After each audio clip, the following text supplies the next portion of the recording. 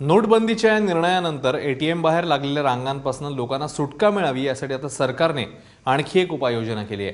कारण आता सर्वसामान्यांना पेट्रोल पंपावरही नोटा काढता येतील। तुर्तास एसबीआयच्या पीओएस मशीन असलेल्या पेट्रोल पंपांवरच ही सुविधा सुरू आहे।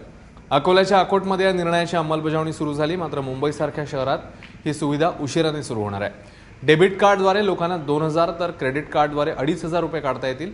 एका पेट्रोल पंपाला दिवसाला 1 लाख रुपये दिले जातील। म्हणजेच एका पेट्रोल पंपावरनं दरवर्षी 50 नागरिकांना दर दिवशी 50 नागरिकांना पैसे मिळू शकतील। पहिल्या टप्प्यामध्ये देशातील 2500 पेट्रोल पंपांवर पैसे काढणे शक्य होणार आहे आणि त्याच्यामध्ये वाढही होऊ शकते। पैसे मिळाल्यावर आम्हाला चांगलं वाटलं, तसा त्रास कमी झाला।